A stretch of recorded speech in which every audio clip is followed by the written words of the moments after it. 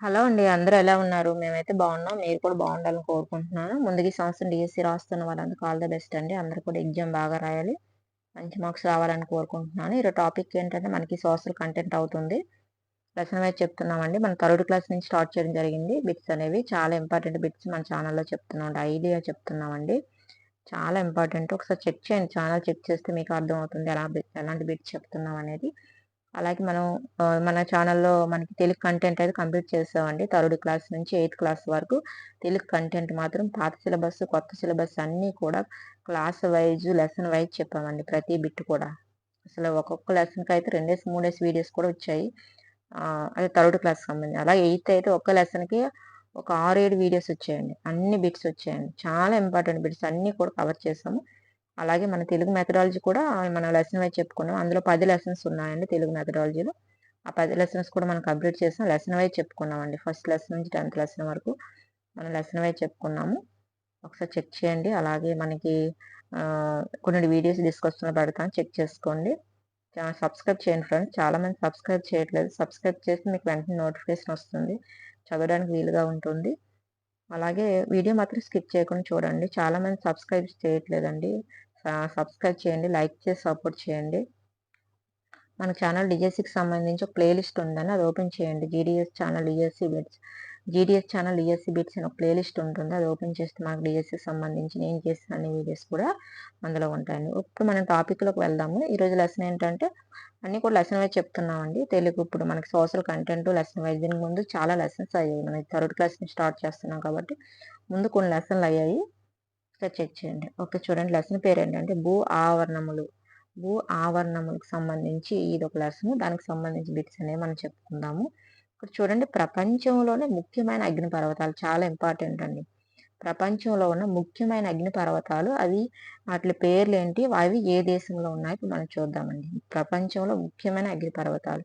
First చూడండి Stromboli. Stromboli అనే అగ్నిపర్వతం ఇది సిసిలీలో ఉందండి. స్ట్రాంబోలి అనే అగ్నిపర్వతం ఎక్కడ ఉందండి? సిసిలీలో ఉంది. అలాగే మౌంట్ పిలే అని అగ్నిపర్వతం ఉంది. అది వెస్ట్ ఇండీస్‌లో ఉందండి. స్ట్రాంబోలి అగ్నిపర్వతం సిసిలీ అనే దేశంలో ఉంది. మౌంట్ పిలే అనే అగ్నిపర్వతం వెస్ట్ ఇండీస్ దేశంలో ఉంది. అలాగే మౌంట్ వెసివియన్ అనే అగ్నిపర్వతం ఇటలీలో ఉంది. నాలుగోది ఫ్యూజియామా అనేది జపాన్ దేశంలో ఉంది. ఇక్కడ చూడండి స్ట్రాంబెల్ అనేది సిసిలీ దేశంలో ఉంది. మౌంట్ పిలే అనేది వెస్ట్ ఇండీస్ దేశంలో ఉంది. మౌంట్ వెసివియన్ అనేది ఇటలీ దేశంలో ఉంది. ఫ్యూజియామ్ అనేది జపాన్ దేశంలో ఉంది.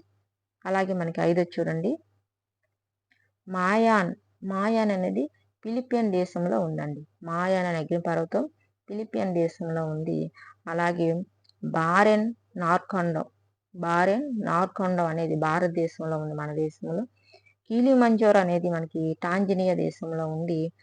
కోటాపాక్షి అనేది ఈక్వెడార్ దేశంలో ఉంది. ఇక్కడ చూడండి మౌంట్ వెసిమియా అనేది మనకి ఇటలీ దేశంలో ఉంది. ఫ్యూజియామ్ అనేది జపాన్ దేశంలో ఉంది. మాయన్ అనేది దేశంలో ఉంది. బాకెన్ నార్కొండ భారతదేశంలో ఉంది. కీలిమంజారో అనే అగ్నిపర్వతం టాంజానియాలో ఉంది. కోటాపాక్షి అనే అగ్నిపర్వతం ఈక్వెడార్‌లో ఉంది. ఇవి మనకి ముఖ్యమైన అగ్నిపర్వతాలండి. చాలా ఇంపార్టెంట్. అలాగే ఒకసారి బిట్స్‌లోకి వెళ్తే మనము భూమిలో ఘనీభవించిన పొర లేదా గట్టిగా ఉండే పై పొర ఏంటి? భూమిలో ఘనీభవించిన పొర లేదా గట్టిగా ఉండే పై పొర ఏంటని అడుగుతున్నారు. ఫస్ట్ చూడండి శిలావరణం, రెండోది జలావరణం, 3 వాతావరణం, 4వది జీవావరణం. భూమిలో ఘనీభవించిన పొర లేదా గట్టిగా ఉండే పొర ఏంటంటే మనకి ఇక్కడ ఆప్షన్ 1 అండి. శిలావరణం. భూమిలో ఘనీభవించిన పొర లేదా గట్టిగా ఉండే పై పొర ఏంటంటే శిలావరణం. అలాగే లితో అంటే గ్రీకు భాషలో అర్థం ఏంటి? లితో అంటే గ్రీకు భాషలో అర్థం ఏంటి అని అడుగుతున్నారు. ఫస్ట్ చూడండి నీరు, రెండోది శిల, మూడోది జీవం, 4 ఆవిరి. లితో అంటే గ్రీకు భాషలో అర్థం ఏంటి అని అడుగుతున్నారు. మనకి ఇక్కడ ఆప్షన్ 2 అండి. శిల. లితో అంటే గ్రీకు భాషలో అర్థం శిల. లితో అంటే గ్రీకు భాషలో అర్థం శిల అండి. నెక్స్ట్ హైడ్రోస్ఫియర్ అనగా ఏంటి? హైడ్రోస్ఫియర్ అంటే ఏంటి? ఫస్ట్ చూడండి శిలావరణం, రెండోది జీవావరణం, 3 వాతావరణం, 4 జలావరణం. హైడ్రోస్ఫియర్ అనగా ఏంటి అని అడుగుతున్నారండి. శిలావరణం, జీవావరణం, వాతావరణం, జలావరణం. ఈ నాలుగింట్లో ఏంటంటే మనకి ఇక్కడ ఆప్షన్ 4 అండి, జలావరణం. హైడ్రోస్ఫియర్ అనగా జలావరణం అండి. హైడ్రోస్ఫియర్ అనగా జలావరణం. నెక్స్ట్ మనకు చూడండి, భూమి చుట్టూ ఉండే సన్నటి గాలి పొరను ఏమంటారు? భూమి చుట్టూ ఉండే సన్నటి గాలి పొరను ఏమంటాము? ఫస్ట్ చూడండి, శిలావరణం, రెండోది జలావరణం, 3 వాతావరణం, 4 జీవావరణం. భూమి చుట్టూ ఉండే సన్నటి గాలి పొరను ఏమంటామంటే మనకి ఇక్కడ ఆప్షన్ 3 అండి, వాతావరణం. భూమి చుట్టూ ఉండే సన్నటి గాలి పొరను మనం వాతావరణం అంటాము. భూమి చుట్టూ ఉండే సన్నటి గాలి పొరను మనం వాతావరణం అంటాము. అలాగే అట్మాస్ అన్న గ్రీకు పదానికి అర్థం ఏంటి? అట్మాస్ అనే గ్రీకు పదకు అర్థం ఏంటి? ఫస్ట్ చూడండి, నీరు, రెండోది ఆవిరి, మూడోది జీవం, 4 శీల. నాలుగింట్లో ఏంటంటే మనకి ఇక్కడ ఆప్షన్ 2 అండి, ఆవిరి. అట్మోస్ అన్న గ్రీకు పదానికి అర్థం ఏంటంటే ఆవిరి. అట్మోస్ అనే గ్రీకు పదానికి అర్థం ఏంటండి? ఆవిరి. నెక్స్ట్, గాలిలో ఎంత ఎత్తున, సముద్రాల్లో ఎంతో లోతున ప్రాణులు, బ్యాక్టీరియాలతో సహా ఉండే ఆవరణాన్ని ఏమంటాము? గాలిలో ఎంతో ఎత్తున, సముద్రాలు ఎంతో లోతున ప్రాణులు, బ్యాక్టీరియాలతో సహా ఉండే ఆవరణాన్ని ఏమంటారు? ఫస్ట్ చూడండి, శిలావరణం, రెండోది వాతావరణం, మూడోది జీవావరణం, 4 జలావరణం. గాలిలో ఎంతో ఎత్తున, సముద్రాలు ఎంతో లోతున ప్రాణులు, బ్యాక్టీరియాలతో సహా ఉండే ఆవరణాన్ని ఏమంటారు? ఫస్ట్ చూడండి, శిలావరణం, రెండోది వాతావరణం, మూడోది జీవావరణం, 4 జలావరణం.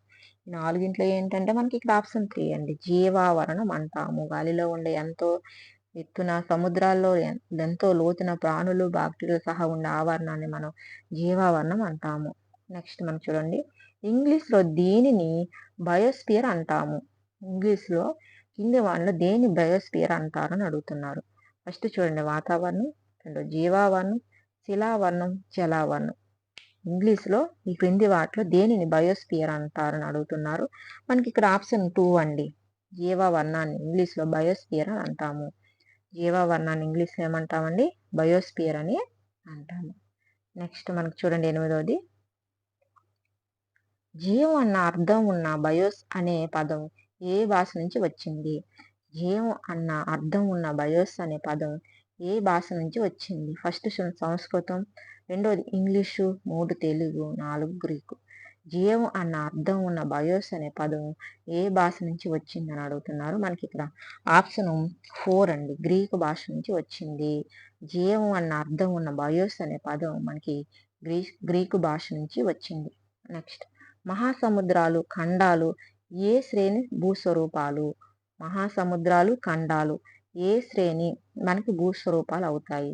ఫస్ట్ చూడండి, ప్రథమ శ్రేణి, ద్వితీయ శ్రేణి, తృతీయ శ్రేణి, పైవేవి కావు. మహాసముద్రాలు, ఖండాలు ఏ శ్రేణి భూస్వరూపాలు అని అడుగుతున్నారు. మనకి ఇక్కడ ఆప్షన్ 1 అండి, ప్రథమ శ్రేణి స్వరూపాలు. ప్రథమ శ్రేణి భూస్వరూపాలు అవుతాయి. మహాసముద్రాలు, ఖండాలు అనేవి ప్రథమ శ్రేణి భూస్వరూపాలు అవుతాయి. నెక్స్ట్ మనకు చూడండి, 10వది, వేటిని 2వ శ్రేణి భూస్వరూపాలు అంటారు? కింది వాటిలో ప్రథమ శ్రేణి అయితే ఖండాలు, మహాసముద్రాలు అవుతాయి. అలాగే మనకు 2వ శ్రేణి భూస్వరూపాలు ఏంటని అడుగుతున్నారు. ఫస్ట్ చూడండి, మహాసముద్రాలు, ఖండాలు, కొండలు, మైదానాలు, పీఠభూములు, లోయలు, డెల్టాలు, ఇసుక పర్వతాలు లేదా పైవేవి కావు. ఈ నాలుగింట్లో ఏంటి 2వ శ్రేణి భూస్వరూపాలు అంటే మనకి ఇక్కడ ఆప్షన్ 2 అండి, కొండలు, మైదానాలు, పీఠభూమి. ఇవి మనకి 2వ శ్రేణి భూస్వరూపాలు అవుతాయి. ప్రథమ శ్రేణి భూస్వరూపాలు ఏంటంటే మనకి ఇక్కడ మహాసముద్రాలు, ఖండాలు, కొండలు, మైదానాలు, పీఠభూములు 2వ శ్రేణి భూస్వరూపాల కింద వస్తాయి. నెక్స్ట్ మనం 11 చూడండి, వాస్తవానికి యురేషియా ఫలకాన్ని ఇండియా ఫలకం నెట్టడం వలన ఈ పర్వతాలు ఏర్పడ్డాయి. ఏ పర్వతాలు ఏర్పడ్డాయి? వాస్తవానికి యురేషియా ఫలకాన్ని ఇండియా ఫలకం నెట్టడం వలనే మనకి క్రింది వాటిలో ఏ పర్వతాలు ఏర్పడ్డాయని అడుగుతున్నారు. ఫస్ట్ చూడండి, హిమాలయ పర్వతాలు, ఆండీస్ పర్వతాలు, రాకీ పర్వతాలు, వింధ్య సాత్పుర పర్వతాలు. ఈ నాలుగింట్లో ఏంటి వాస్తవానికి యురేషియా ఫలకాన్ని ఇండియా ఫలకం నెట్టడం వల్లనే మనకి క్రింది వాటిలో పర్వతాలు ఏర్పడ్డాయని అడుగుతున్నారు. మనకి ఇక్కడ ఆప్షన్ 1 అండి, హిమాలయ పర్వతాలు అనేవి ఏర్పడ్డాయండి. హిమాలయ పర్వతాలు అనేవి ఏర్పడ్డాయి. నెక్స్ట్ మనకు చూడండి, 12వది, మాగ్మా ఘనీభవించడం వల్ల ఏర్పడే శిలలు ఏవి? మాగ్మా ఘనీభవించడం వల్ల ఏర్పడే శిలలు ఏవి? మాగ్మా ఘనీభవించడం వల్ల ఏర్పడే శిలలు ఏవి అని అడుగుతున్నారు. ఫస్ట్ చూడండి, అవక్షేప శిలలు, రూపాంతర ప్రాప్తి శిలలు, అగ్ని శిలలు, పైవేవి కావు. మాగ్మా ఘనీభవించడం వల్ల ఏర్పడే శిలలు ఏవి? మాగ్మా ఘనీభవించడం వల్ల ఏర్పడే శిలలు ఏవి అంటే మనకి ఇక్కడ ఆప్షన్ 3 అండి, అగ్ని శిలలండి. మాగ్మా ఘనీభవించడం వల్ల ఏర్పడే శిలలు ఏంటండి? అగ్ని శిలలు. మాగ్మా ఘనీభవించడం వల్ల ఏర్పడే శిలలు ఏంటండి? అగ్ని శిలలు. అలాగే 13 చూడండి, వాతావరణ శక్తుల వల్ల రాళ్ళు ఛిద్రమయ్యే ప్రక్రియ ఏంటి? వాతావరణ శక్తుల వల్ల రాళ్ళు ఛిద్రమయ్యే ప్రక్రియ ఏంటి? ఫస్ట్ చూడండి, శిలా శైథిల్యం, క్రమక్షయం, అలాగే రవాణా, అలాగే నిక్షేపణ. ఈ నాలుగింట్లో ఏంటంటే మనకి ఇక్కడ ఆప్షన్ 1 అండి, శిలా శైథిల్యం అండి. శిలా శైథిల్యం. వీడియో మాత్రం స్కిప్ చేయకుండా చూడండి, లైక్ చేసి సపోర్ట్ చేయండి ఫ్రెండ్స్, స్కిప్ చేయొద్దు వీడియో మాత్రం. అలాగే గాలి నీటి శక్తుల కారణంగా భూమి ఉపరితలం పైపొరలు కొట్టుకుపోవడాన్ని ఏమంటాము? గాలి నీటి శక్తుల కారణంగా భూమి ఉపరితలం పైపొరలు కొట్టుకుపోవడానికి కారణం ఏంటి అంటున్నారు. ఫస్ట్ చూడండి, శిలా శైథిల్యం, నిక్షేపణ, క్షమక్షయం అండ్ రవాణా. ఈ నాలుగింట్లో ఏంటి? గాలి నీటి శక్తుల కారణంగా భూమి ఉపరితలంపై పైపొరలు కొట్టుకుపోవడాన్ని ఏమంటారంటే మనకి ఇక్కడ ఆప్షన్ 3 అండి, క్రమక్షయం అంటాం. ఏమంటామండి? క్రమక్షయం. నెక్స్ట్, వి ఆకారం గల లోయలు ఏర్పడడానికి కారణం ఏంటి? వి ఆకారంలో లోయలు ఏర్పడతాయి కదండి, దానికి కారణం ఏంటని అడుగుతున్నారు. ఫస్ట్ చూడండి, హిమనీ నద క్షమక్షయం, అలాగే నది నిక్షేపణ, హిమనీ నది నిక్షేపణ, నది క్షమక్షయం. ఈ నాలుగింట్లో ఏంటంటే మనకి ఇక్కడ ఆప్షన్ 4 అండి, నది క్రమక్షయం అండి. వి ఆకారంలో లోయలు ఏర్పడడానికి నది క్రమక్షయం. నెక్స్ట్ 16 చూడండి, నది క్రమక్షయం వల్ల ఏర్పడింది నిట్రవాలులను కలిగిన ఇరుకైన లోయ ఏది? నది క్రమక్షయం వల్ల ఏర్పడే నిట్రవాలులుగా కలిగిన ఇరుకైన లోయ ఏంటి అని అడుగుతున్నారు. ఫస్ట్ చూడండి, వి ఆకారంలో లోయ, గార్జెస్, అగాధదరి, జలపాతం. నాలుగింట్లో మనకి ఇక్కడ ఆప్షన్ 2 అండి, గార్జెస్ అండి. నది క్రమక్షయాల వల్ల ఏర్పడే నిట్రవాలులను కలిగిన ఇరుకైన లోయ ఏంటంటే గార్జెస్. క్రింది వాటిలో దేని చర్య ఫలితంగా ఆక్షోభౌ సరస్సులు ఏర్పడ్డాయి? క్రింది వాటిలో దేని చర్య ఫలితంగా ఆక్షోభౌ సరస్సులు ఏర్పడ్డాయి? ఫస్ట్ చూడండి, హిమనీ నదులు, తరంగాలు, పవనాలు, నదీ ప్రవాహం. క్రింది వాటిలో దేని చర్య ఫలితంగా ఆక్షోభౌ సరస్సులు ఏర్పడ్డాయి అంటే మనకి ఇక్కడ ఆప్షన్ 4 అండి, నదీ ప్రవాహం వల్ల. నదీ ప్రవాహం చర్య వల్ల మనకి ఆక్షోభౌ సరస్సులు అనేవి ఏర్పడ్డాయి. నెక్స్ట్, హిమనీ నదులు కలవడానికి ప్రధాన కారణం ఏంటి? హిమనీ నదులు కదలడానికి మనకి ప్రధాన కారణం ఏంటని అడుగుతున్నారు. ఫస్ట్ చూడండి, గురుత్వాకర్షణ, రెండవది భారీ హిమరాశి, నెక్స్ట్ భూమి వాలు, నెక్స్ట్ మంచు మందం. దీనివల్ల హిమనీ నదులు కదలడానికి ప్రధాన కారణం ఏంటని అడుగుతున్నారు. మనకి ఇక్కడ ఆప్షన్ 1 అండి, గురుత్వాకర్షణ వల్ల మనకి హిమనీ నదులు కదలడం జరుగుతుందండి, గురుత్వాకర్షణ వల్ల. నెక్స్ట్ 19 చూడండి, హిమనీ నదం మోసుకుపోలేని ఇసుక, గులకరాళ్ళు వంటి పదార్థాలు వివిధ ప్రాంతాల్లో మేట వేసిన వాటిని ఏమంటాము? హిమనీ నదం మోసుకుపోలేని ఇసుక, గులకరాళ్ళు వంటి పదార్థాలు వివిధ ప్రాంతాల్లో మేట వేసిన వాటిని ఏమంటామంటే ఫస్ట్ చూడండి, న్యూనటక్, ఎరెట్ అండ్ మైరైన్లు, రోబోమాంటివే. నాలుగింట్లో ఏంటంటే మనకి ఇక్కడ ఆప్షన్ 3 అండి, మోరైన్లు అండి.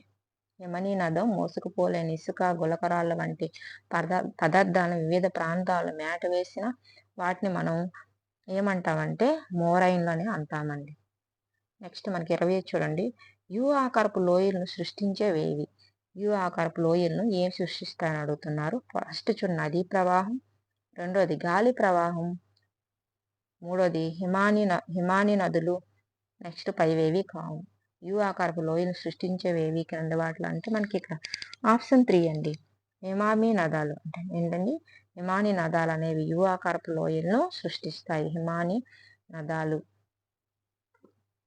21 చూడండి, సముద్ర అలలు తీరం వెంట మేట వేసే పదార్థాల వల్ల ఏర్పడేవి ఏంటి? సముద్ర అలలు తీరం వెంట ఆ మేట వేసే పదార్థాల వల్ల ఏర్పడేవి ఏంటి? ఫస్ట్ చూడండి బీచ్‌లు, రెండోది అగ్రం, మూడోది అఖాతం, పైవేవీ కావు. నాలుగింట్లో ఏంటి? సముద్రం అలలు తీరం వెంట మేట వేసే పదార్థాల వల్ల ఏర్పడేవి ఏంటంటే మనకిక్కడ ఆప్షన్ 1 అండి. బీచ్‌లు ఏర్పడతాయి. ఏర్పడతాయండి? బీచ్‌లు సముద్ర అలల తీరం వెంట మేట వేసే పదార్థాల వల్ల ఏర్పడేవి బీచ్‌లు. నెక్స్ట్ భూభాగం ఎన్నో వంతు ఎడారులు నిండి ఉంది? భూభాగం ఎన్నో వంతు ఎడారులతో నిండి ఉంది అని అడుగుతున్నారు. ఫస్ట్ చూడండి 1/6 వంతు, 1/4 వంతు, 1/8 వంతు, 1/5 వంతు. ఎంత భాగం మనకి ఎడారితో నిండి ఉంది భూభాగం అని అడుగుతున్నారండి. మనకి ఇక్కడ ఆప్షన్ 4 అండి. 1/5 వంతు భూభాగం అనేది ఎడారితో నిండి ఉంది. 1/5 వంతు భూభాగం మనకి ఎడారితో నిండి ఉంది. నెక్స్ట్ మనకు చూడండి 23ది. వేటి ప్రభావం వల్ల ఇసుక దెబ్బలు ఏర్పడతాయి? వేటి ప్రభావం వల్ల మనకి ఇసుక దెబ్బలు అనేవి ఏర్పడతాయని అడుగుతున్నారు. ఫస్ట్ చూడండి నీటి ప్రవాహం, రెండోది గాలి ప్రవాహం, మూడోది అలల ప్రవాహం. వేటి ప్రభావం వల్ల ఇసుక దెబ్బలు ఏర్పడతాయని అడుగుతున్నారండి. వేటి ప్రభావం వల్ల మనకి ఇసుక దెబ్బలు ఏర్పడతాయని అడుగుతున్నారు. ఫస్ట్ చూడండి నీటి ప్రభావం, గాలి ప్రభావం, అలల ప్రభావం, యమనీ నదాల ప్రభావం. నాలుగింట్లో వేటి వల్ల మనకి ఇసుక దెబ్బలు అనేవి ఏర్పడతాయని అడుగుతున్నారు. మనకి ఇక్కడ ఆప్షన్ 2 అండి. గాలి ప్రభావం వల్ల ఇసుక దెబ్బలు అనేవి ఏర్పడతాయి. గాలి ప్రభావం వల్ల మనకి ఇసుక దెబ్బలు అనేవి ఏర్పడుతూ ఉంటాయండి. అలాగే హోడర్ అనే గ్రీకు పదానికి అర్థం ఏంటి? హోడర్ అనే గ్రీకు పదానికి అర్థం ఏంటి? ఫస్ట్ చూడండి నీరు, రెండోది ఆవిరి, మూడోది జీవం, నాలుగోది శిల. హోడర్ అనే పదానికి అర్థం ఏంటి అని అడుగుతున్నారు. మనకి ఇక్కడ